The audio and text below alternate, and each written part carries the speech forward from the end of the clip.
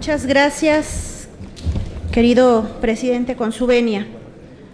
Compañeras legisladoras y legisladores de la Comisión Permanente, estamos al final de una legislatura que puede calificarse como histórica por la cantidad, lo complejo y lo profundo de las reformas aprobadas.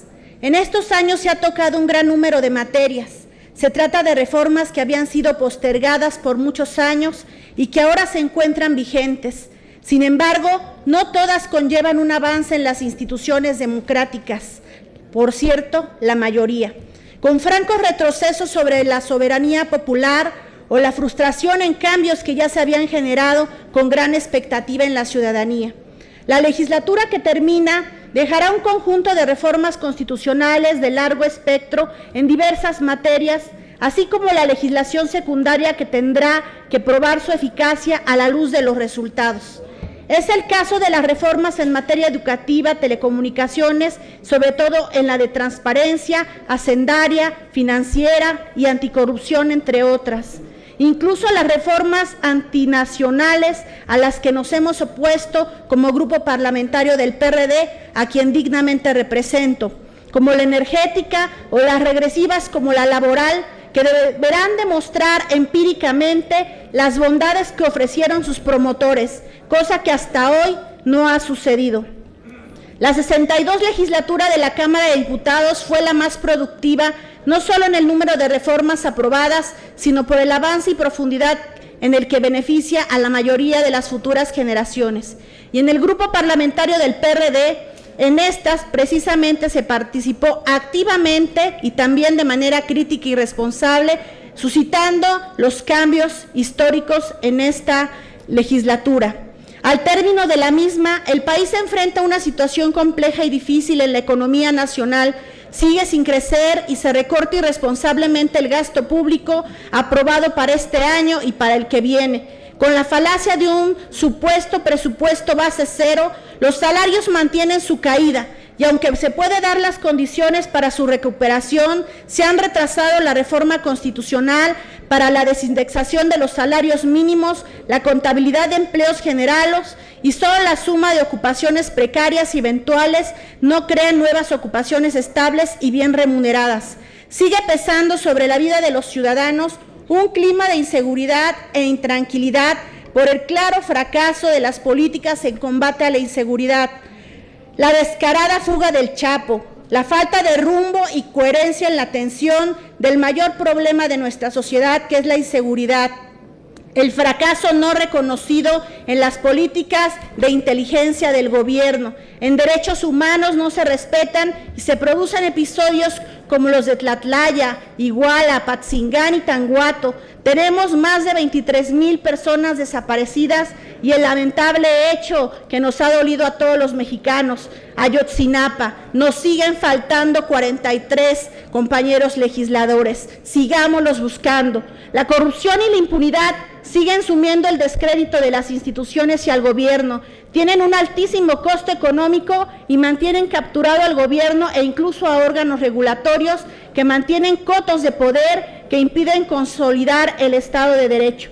En materia económica se deberá propiciar un gran debate con la sociedad, los especialistas y los académicos en torno a la propuesta precriterios de política económica para el 2016, presupuesto base cero.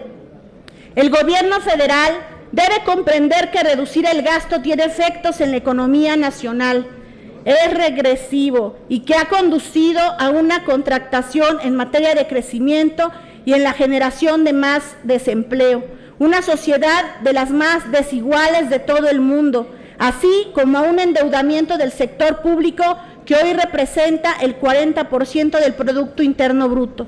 La conformación que resulte de las elecciones del 7 de junio es un llamado de alerta para todas las fuerzas progresistas que le apuesten a una presencia activa en el Congreso respecto al pluralismo y a la defensa de los derechos humanos fundamentales. Los temas que vendrán en la próxima legislatura son numerosos y complejos. Reformas económicas para alcanzar el crecimiento de la economía, avanzar en la conquista y ampliación de los derechos humanos y de los derechos sociales, establecer un marco constitucional y legal que garantice la recuperación de salarios, construir la reforma de la legislación secundaria en materia de fiscalización y rendición de cuentas y combate a la corrupción, atender los problemas de inseguridad y alcanzar la postergada reforma política del Distrito Federal. Tengo la seguridad de que nuestro próximo grupo parlamentario del PRD sabrá estar a la altura de estos retos, como lo ha sido esta legislatura histórica que me tocó compartir con grandes compañeros y amigos, luchadores sociales del PRD y de otros partidos. Quiero comentarles también que el PRD seguirá impulsando los temas pendientes en la agenda. Dentro de la Cámara de Diputados tenemos pendiente la Ley Federal de Remuneraciones de los Salarios Públicos, que impide precisamente los excesos en los sueldos de la alta burocracia. Dictaminar la iniciativa con proyecto de decreto para instrumentar gobiernos de coalición. Aprobar la minuta de la reforma política del Distrito Federal para que a la Ciudad de México se le reconozca plenamente su soberanía y el principio de capitalidad que le permita aprobar su propia Constitución como parte del Pacto Federal en la perspectiva de convertirse en una ciudad capital, con cabildos en las demarcaciones territoriales. En la Cámara de Senadores, compañeros, también tienen varios pendientes. Aprobar la minuta con proyecto de decreto que reforma la Constitución para acotar la inmunidad constitucional, no más fuero para legisladores.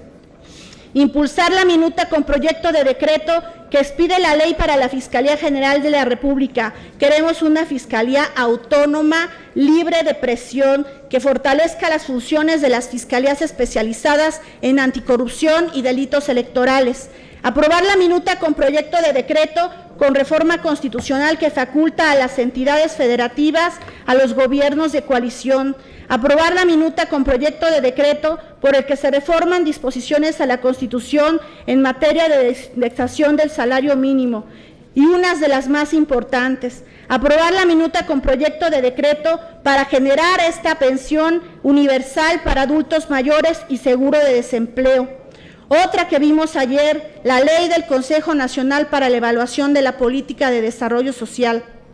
Precisamente vivimos una situación de crisis que es urgente atender y nos guste o no, son las cifras oficiales de una dependencia que el Estado creó precisamente para evaluar los programas sociales y necesitamos corregir el rumbo, compañeros legisladores. Otro tema que me ha causado mucho gusto porque fue una propuesta del grupo parlamentario del PRD, de mi compañera Gloria, y que además tienen pendiente también por acá, la Ley General del Derecho a la Alimentación Adecuada. Ayer vimos 2 millones de pobres más, 55.3 de pobres y 11.4 millones en pobreza extrema. Y como lo decía mi compañero senador Ríos Peter, no podemos dejar que pasen 164 años para que la gente en México, para que nuestro pueblo de México tenga para comer, tenga para vivir bien.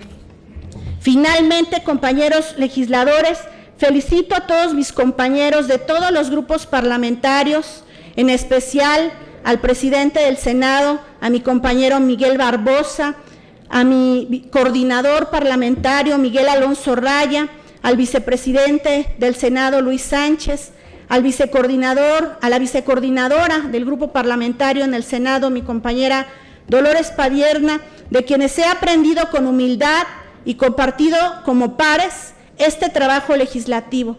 A mis compañeros Gloria, Fernando Belauzarán, Lulú Amaya, Graciela, León Mendívil, la senadora Angélica de la Peña, mi compañero y amigo, compañero Ríos Peter, Armando, mi compañero Zoe Robledo y todos y cada uno de los legisladores presentes con los que me ha tocado trabajar.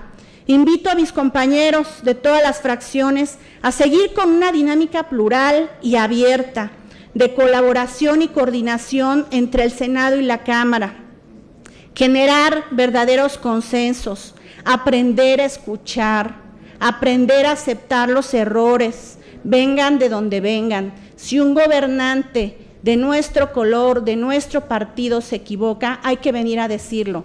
Y este es el lugar para que corrijan el rumbo. Representarlos con dignidad e integridad como legisladores, de forma transparente, de forma responsable.